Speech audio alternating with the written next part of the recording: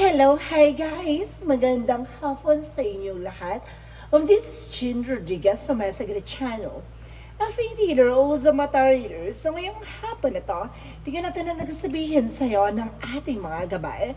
So this is weekly gabay for the month of March 8 hanggang March 14 for the sign of Scorpio. So Scorpio, welcome to my channel.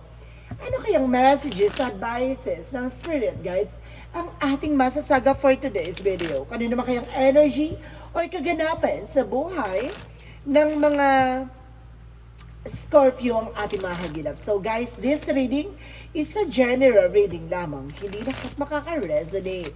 Kunin lamang po makaka-relate sa inyo and comment down below kung kaninong energy ang ating nasaga. And of course, don't forget to like and subscribe my channel and hit the notification bell for more videos update. And of course, maraming salamat po sa mga walang sawang pagsuporta sa aking channel, lalo na yung hindi nag-i-skip ng ads. Naway pagpalain kayo ng Diyos at may kapal siksik-liglig na gumapaw na biyayang manumbalik sa inyo. So guys, umpisahan na natin ang laban for the sign of Scorpio for a weekly gabay. Angel Spirit Messages give me an information. Ano naman kayang gusto sabihin sa'yo ng ating mga baraha?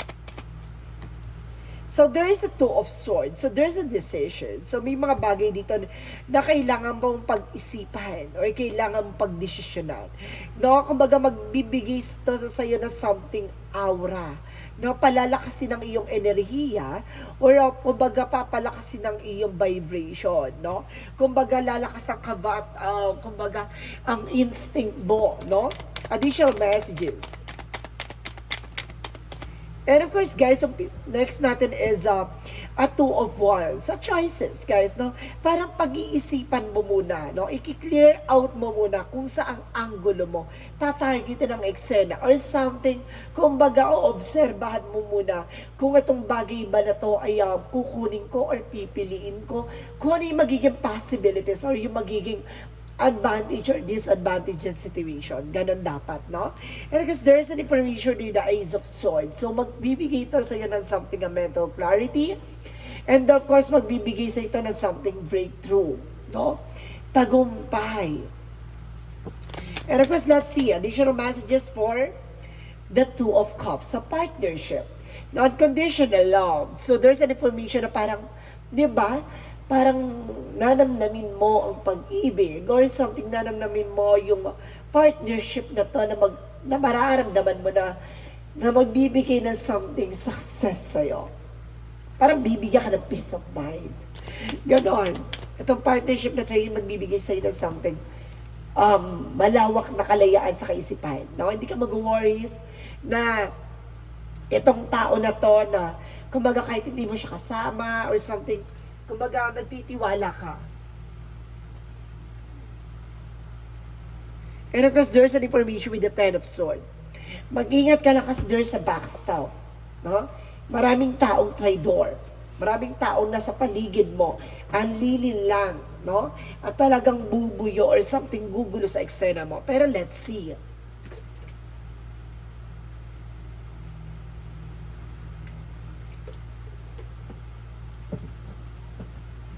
So guys, let's see ha. And of course, there is a strength card, confidence. And of course, parang sinasabi sa akin dito ng strength card na parang lakasan mo yung pakiramdam mo. No? Lakasan mo yung loob mo.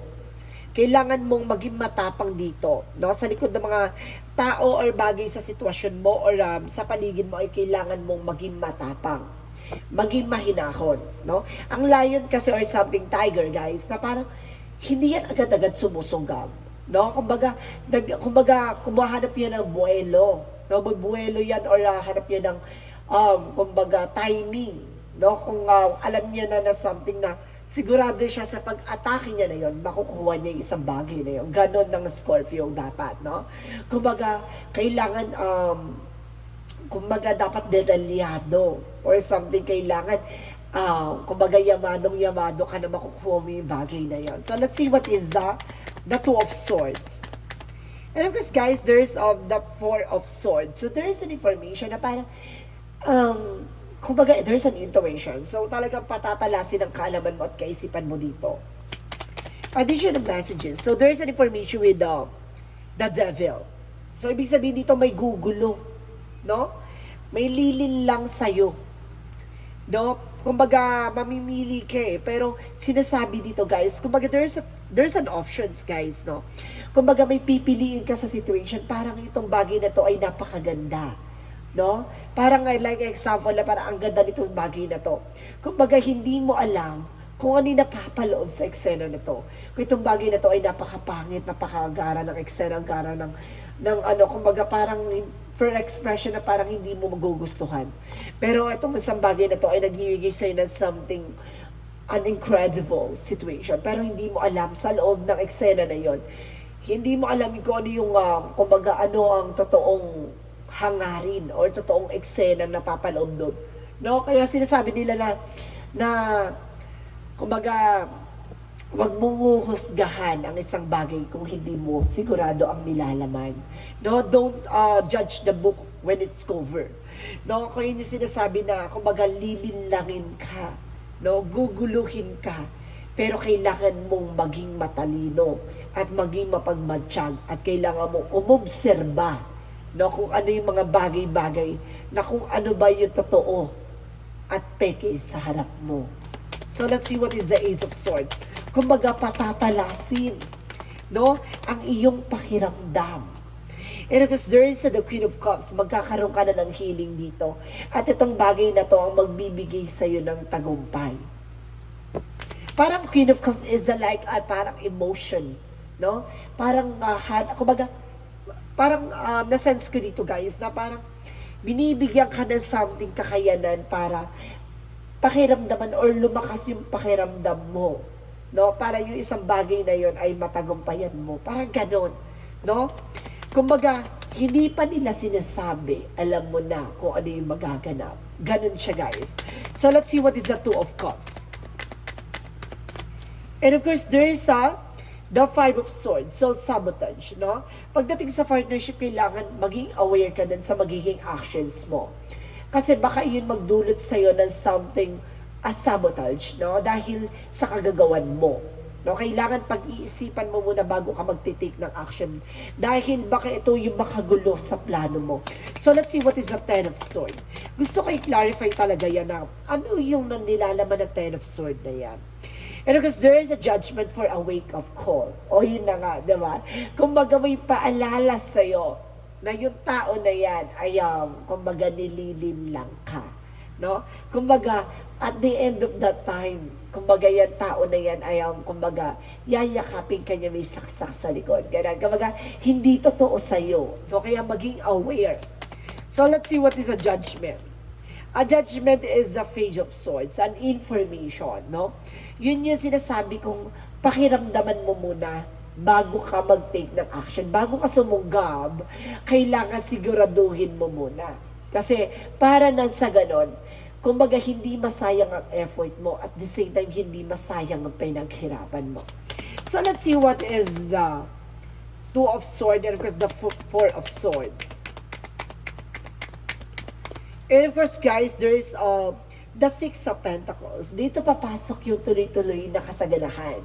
Dito papasok yung tuloy-tuloy na biyaya. No? There's a giving and receiving something by the universe na hindi mo akalain na ipagkakaloob sa iyo ng langit. Kumbaga sinasabi dito, kailangan mo makinig sa iyong intuition and inner voice. No? Kumbaga there's a decision na kailangan mong gawin pero kailangan mong makinig sa gabay mo. So let's see what is that. The Two of Wands. The Two of Wands and of course the Devil card. What is the Two of Wands and the Devil card?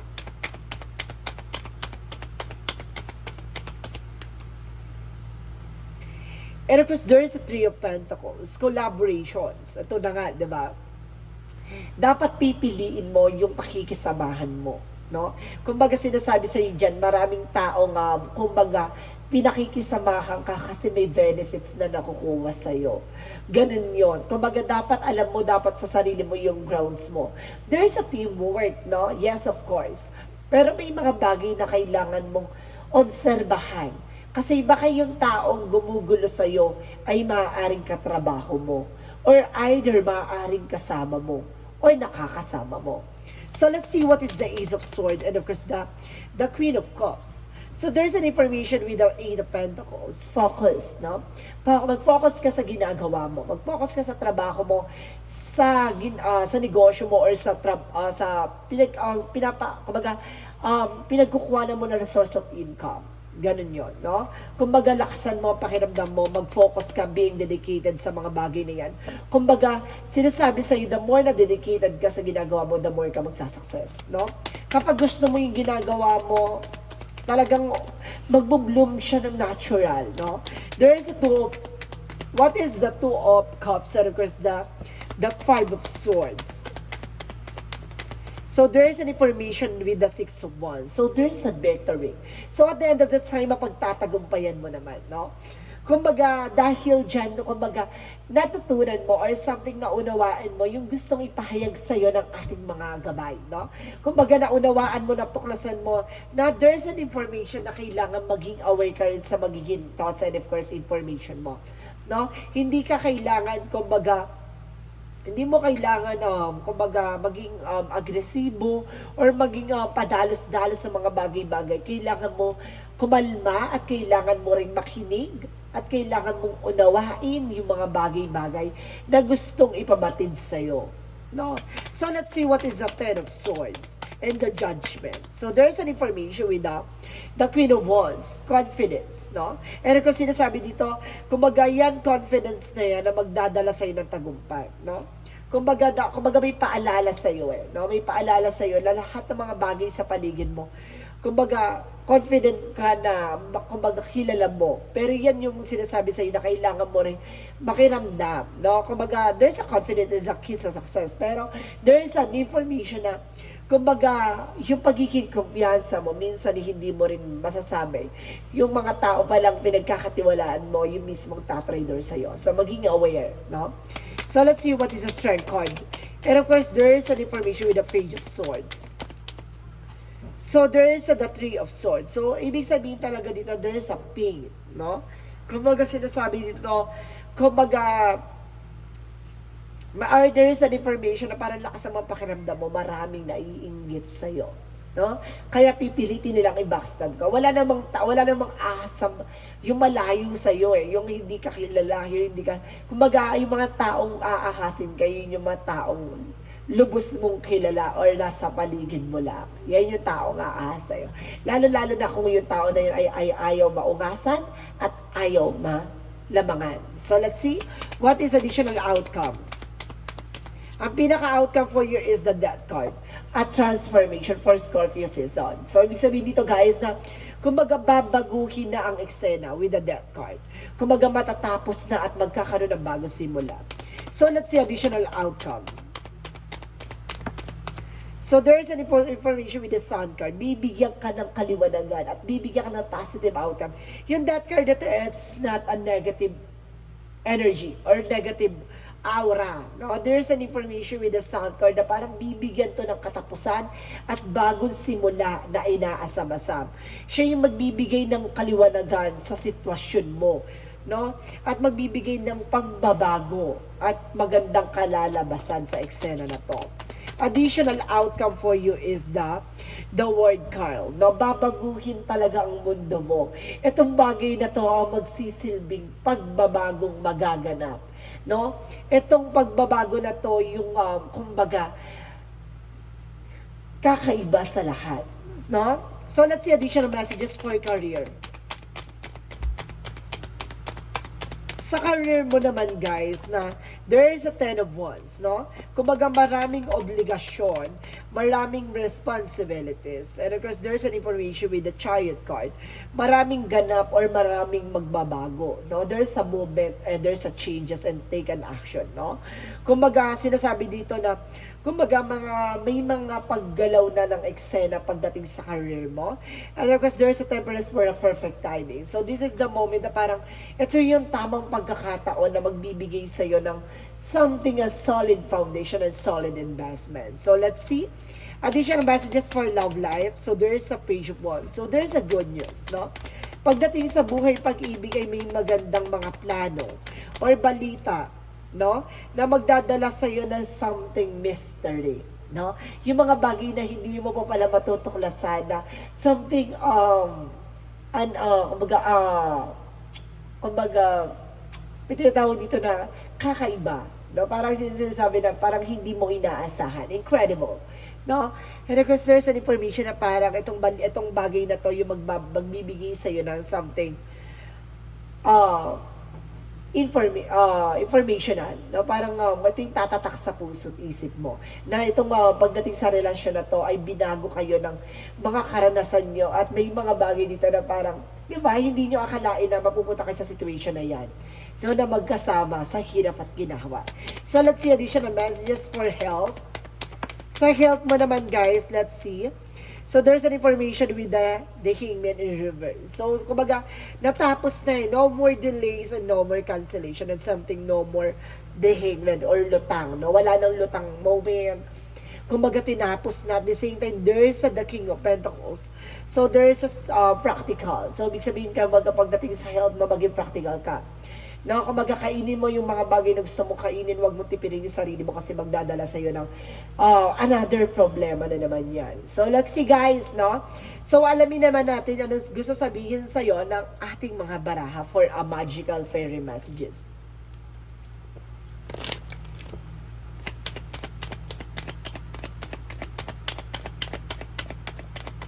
So there is a winter, no? There is an information na kumbaga, the answer to your prayers and affirmation are fully realized in the winter moments or winter months, no? Talaga ito na yung paglamig, no? Kumbaga, makakaramdam ka na ng something, kumbaga, makakaranas ka na ng malalamig na sitwasyon. No, parang kumbaga magiging kalmado na yung puso mo na parang kumbaga hindi ka na init sa situation. No, kumbaga ang ano kasi ang malamig kasi nagmo-mold. Kumbaga nagbibigay siya ng something mold, no? Parang kumbaga pinagsasama-sama niya yung mga molecules or something information na parang magbibigay sa iyo ng solid, no? Solid things. And because there's a vegetarian, so kailangan mo ng vegetable and of course tamang kumbaga pagkain ng gulay, no? So let's see what is the yin and yang oracle card. For yin and yang oracle card, represent the air, no? Ace of Air. So there's an information with the Gemini, Libra, Aquarius. So may kinalaman ka sa Gemini, Libra, Aquarius. Even your person. And of course, there's an information with the Ace of Earth, no? May kinalaman ka rin sa Taurus, Virgo, Capricorn. So ibig sabihin guys, no? Ang daming nahahatak nating energy dito. Na kasi kumbaga marami kang may person ka ditong malamang kumbaga tumugma sa'yo ang Gemini, ang Libra, Aquarius, and of course the Earth sign with Taurus, Virgo, Capricorn. No, ang daming nasagap na enerhiya. And because there's an information with the fire sign, Leo, Aries, Sagittarius with the Ace of Fire. Ang taray ha, kumbaga kulang na lang talaga dito guys yung isang signs, no? Na talaga i-represent talaga lahat. And there's a transformation. See, sa lahat ng mga bagay na yung magsisilbing pagbabago at transformation. See, talagang binabago niya yung mga magaganap na pangyayari sa buhay mo. Akala mo, alam mo na ang totoong historya. Wala ka pa sa exciting part dahil hindi mo pa alam at totoong mangyayari o magaganap. So let's see what is Archangel Michael. Dahil hindi mo alam yung plano ng ating Panginoon. Diba? And kasi nasabi dito, As Archangel Michael to help you from this situation. So some of you, Scorpio, nandun ka pa sa sitwasyon na nahihirapan ka pa. Kaya parang nagtataka ka, bakit ganito? Bakit yung ibang Scorpio, swerte-swerte? Kasi nandun ka pa sa stages na kailangan mo maranasan yung paghihirap na yan. Huwag kang mag-alala, nandun sila sa kasaganahan kasi tapos na sila sa sitwasyon na kinagagalawan mo. So nandun sila sa part na parang kumbaga successful na sila or something, kumbaga unti-unti na sila nakaka-recover kasi nagdaan din sila sa sitwasyon mo. Kaya wag kang magtaka, kumbaga lahat ng mga bagay na magdadaan ay talagang pagdadaanan yung kahirapan na yan. And of course, lalo na yung backstab, ha? Sa Scorpio, open talaga ang backstabbing. And there is your home is protected by angels. So pagdating sa inyong tahanan ay protektado naman daw ng ating gabay. And spend more time outdoors. So dito na papasok yung, kumbaga kailangan mo nang mag-unwind. No? Kailangan mo na magliwaliw. Kailangan mo na rin, kumbaga, di ba, libang-libang, no? Hindi yung, kumbaga, nakapokus ka na dyan sa, kumbaga, kailangan mo rin syempre, o even nakapokus, pero kailangan mo pa rin syempre, kumbaga, mag-retreat or kumawala kahit paano sa mundong ginalawan mo kahit saglit, no? Ganon, no? Para ma-refresh yung utak mo. So, let's see what is the chakra. For the chakra, represent workaholic. So, pagdating talaga sa trabaho, talagang ano ka talaga dyan, no? And there's a prayer. So, there's a prayer works. No? Talaga yung pagdarasal mo ay makakatulong talaga yan na makaalis ka sa sitwasyon at talagang kailangan mo magdasal, magpasalamat at linisin. No, kung ano yung mga kasalanan. There's a soulmate connection. No, may soulmate connection din dito, guys, no?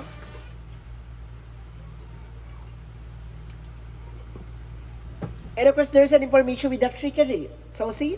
Kumbaga mag-ingat ka lang kasi maraming manloloko. Maraming lolokohin ka, maraming lilinlangin ka. Mag-ingat ka.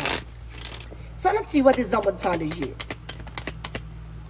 A Monsology represent you and your loved ones are safe, no? Yung mga mahal mo sa buhay ay safe naman daw, no? At the same time, you surrender to the divine, no? Kailangan mong bitawan, pakawalan, no? Yung mga bagay na alam mo hindi mo kontrolado. And see, what you need to release, anong kailangan mong alisin, diba? Yung nagbibigay sa'yo ng negative. Excuse me. Diba? Kailangan mong excuse me guys, alisin yung mga bagay na nagbibigay sa'yo ng worries. And of course, there is a teaching. So, may mga bagay na, kumbaga, matututunan ka din, no? Maraming mga bagay na parang nalalaman mo. And there's an information, there's a light and love. Magsisilbing kaliwanagan sa'yo dito na parang lilinisin at yung puso mo, no? Sa mga intentions, sa mga intentions. Kung ano yung purpose mo, no? Parang there is an unconditional love. And of course, there is the remember, no? There is a soul flight. There is a destiny flight. So, there's a destiny life and fated life. So, talagang, yung mga bagay na yan ay kailangan mapakatandaan na ipagkakaloob ng langit, yung mga bagay na para sa'yo talaga. And there is an activated earth, no? Kumbaga, hindi ibibigay sa'yo kung hindi para sa'yo, no? Kumbaga, there is a ley lines, may trust where you led. So, ibibigay sa'yo kung saan ka nararapat ay dun ka. Diba? Kung ano yung ininvest mo, ang siyang aanihin mo. No? Consequences, kumbaga. So, let's see what is our Archangel Raphael. So, there's an organic food. So, kailangan mo talaga, guys, ng mga organic foods. No? Yung like fruit and vegetables na makakatulong sa'yo to protect, and of course, protect your immune system and at the same time, to boost your immune system, rather. No? So, let's see additional messages. And I guess there is a death card from the ending and a new beginning. Talagang may katapusan no? May mga bagay na matatapos na. No? At magbibigay sa iyo ng simula or bagong simula. And of course, there is an empathy na parang both side of situation, dapat ganun ka tumingin. Huwag kang titingin sa isang sitwasyon lang, no? And of course, there is an information with the guilt, no? Some of you guys, no, marami kang, kumbaga, maraming taong naiingit or nagagalit sa'yo. There's a possible na hindi mo naman kailangan i-fleece yung mga tao na yan para sang-ayunan ka sa kung ano man ang mga bagay-bagay, no? Lalo-lalo na yung mga taong ayaw malamangan. So, let's see what is the energy. The energy is the victory. So talaga at the end of the time, magkakaroon ka ng victory dito. At talaga mapagtatagumpayan mo yan. At there, because there's a first chakra, Archangel Michael, for your protection. So, maaaring protected ka ng ating mga gabay. At the same time, there is a rest and rejuvenate. So, kailangan mo talagang ipahinga yan, no?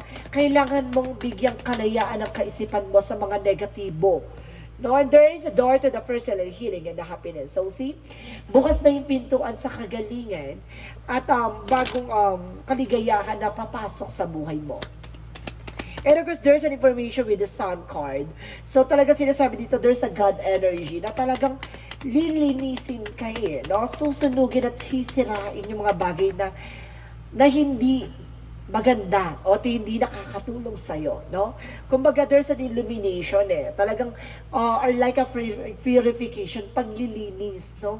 Lilinisin lahat-lahat ng mga bagay na madumi, kumbaga, hindi ka aya-aya na ugali or something, a negative energy na nagkikreate talaga, no?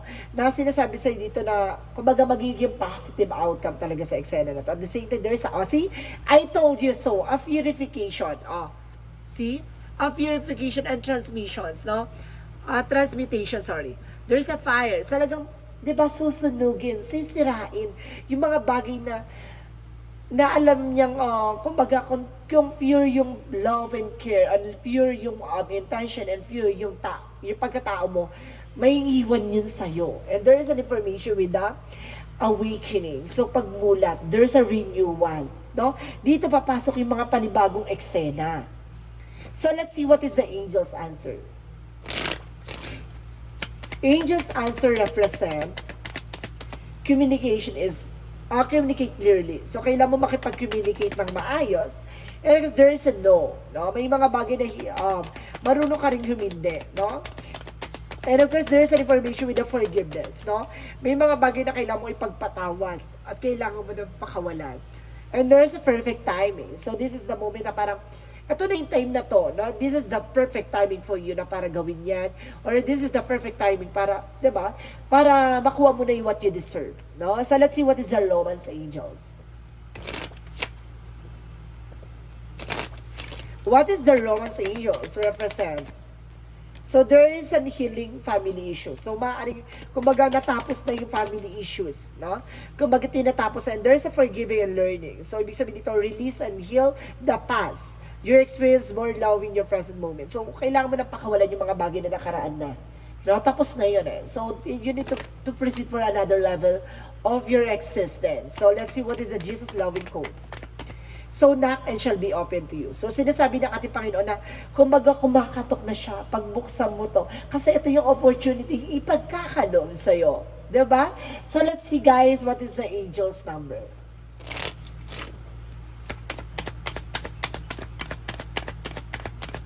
The angel's number represents the 10. So, sinasabi dito ng 10 is keep your thoughts positive and be patient in everything is working out of your highest good. And trust that your angels are working behind the scenes to help you. So, see, I am patient. So, sinasabi dito, kailangan habaan mo yung pasensya mo. Talagang ipagkakaloob ng langit yung mga bagay na yun kung para sa'yo. No, tulad ng sinasabi ko na, kumbaga kung ikaw yung tao na wala ka pa sa sitwasyon ng kalangyaan or kasaganahan sa ngayon, so ikaw yung point na nakakaranas ka pa ng kalugmukan, problema sa una, or something, kung mga problema or pinagdadaanan mo ngayon, kumbaga, it's natural, no? Kumbaga, kailangan mo munang pagdaanan yan at kailangan mong matutunan kung ano yung mga bagay na kailangan mong alisin or kailangan mo linisin sa sarili mo. Kasi aalisin ni God yung mga bagay na hindi pa para sa'yo. At aalisin ni God yung mga sitwasyon o yung mga tao sa paligid mo na makakasira sa'yo kahit na masasaktan ka. No? Kumbaga yung pain na yan, yun yung magbibigay pundasyon mo para maging malakas ka at matibay kang tao. No? Kaya, kumbaga, kung masasaktan ka ngayon dahil sa mga taong nawala sa paligid mo, it's being thankful, no? Kasi, nililinis ni God yung nasa hanay mo para nang sa ganon. Kumbaga, darating ka sa journey mo na kasaganahan, ayos na ang daan na tatahakin mo. Magtiwala ka. So guys, let's see what is the messages of life. Ang messages of life is the dance of the rhythm. So, ibig sabihin dito, sumabay ka sa indayog o paggalaw ng buhay. No? So today, I find the joy in my heart. I lighten my life. I very releasing what I no longer need. I align myself with who I am. Gentle acknowledge who I am not. I am grateful for what I possess, and I am at peace with what I do not. I appreciate and accept my life as it is. I live according to the will of God. In this way, I dance with the life and see the magic of love bloom. So see, di ba? Kumaga, tatanggalin niya yung mga bagay na alam niyang hindi sa'yo pang matagalan. No, alam niya na panandalian lang. So, alam niya kung yung mga bagay na aalisin niya sa'yo. So, bagay na yan, ipagkatiwala mo. So, guys, this is a weekly gabay for the month of March 8 hanggang March 14 for the sign of Scorpio. So, Scorpio, maraming salamat for this wonderful reading. So, once again, this reading is a general reading lamang, hindi lahat makaka-resonate. Kunin lamang po makaka-relate sa inyo and comment down below kung kaninong energy ang ating nasagap. And of course, don't forget to like and subscribe my channel and hit the notification bell for more videos update. Of course, maraming salamat po sa mga walang sawang pagsuporta sa aking channel, lalo na yung hindi nag-skip ng ads, naway pagpalain kayo ng Diyos at may kapal, siksik diglig na gumapo na biyaya manubalik sa iyo. And of course, guys, maraming salamat po and see you in the next video. Bye-bye and babush!